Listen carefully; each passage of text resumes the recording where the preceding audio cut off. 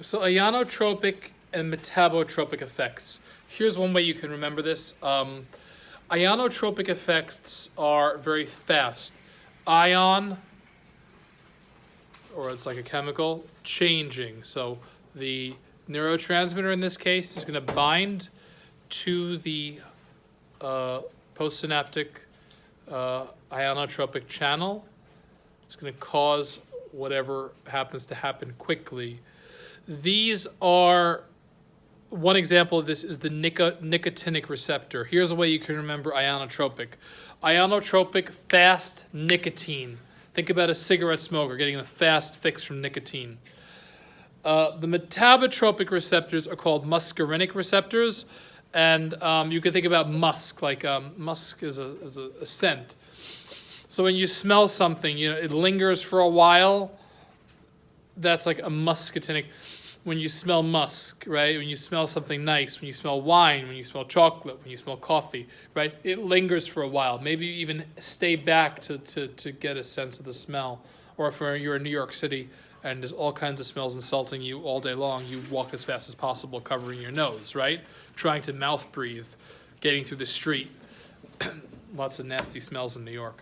So, ionotropic effects are found in pathways in the brain that need to happen fast, like vision, right? I don't want to be caught with a vision of you guys from 2 seconds ago. I'll be seeing multiple classes in front of me.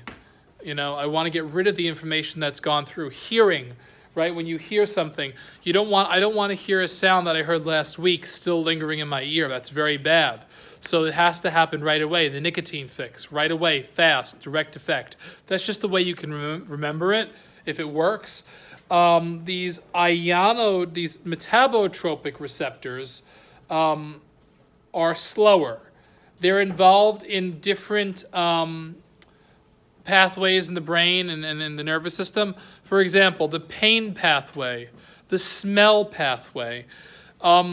One of the reasons that sommeliers or food critics or people that know food, one of the things they do, and I don't know if you've ever seen this, but have you ever seen someone tasting wine and they're like, just moldy, old, wet leather and just basement and Band-Aids and fruit and baked fruit, and they like describe things like 100 words except for describing wine, right? Has anyone ever seen this? Yeah, think about that when you think of indirect effects.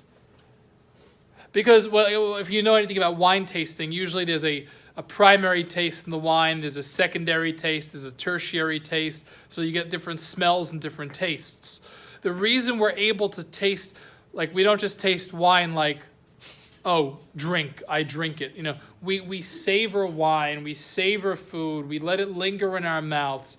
We're able to do this because we have these metabotropic pathways and these secondary messenger systems that can keep those channels open longer, and we can start to kind of be more involved in that experience of eating, drinking, smelling, and start to get better sense of what's there. Think about it too, like when you smell gas. Actually, none of us can smell gas. They put little chemicals in gas, right?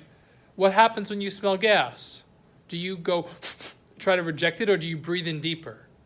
You try to reject it. You do, but a lot of us also,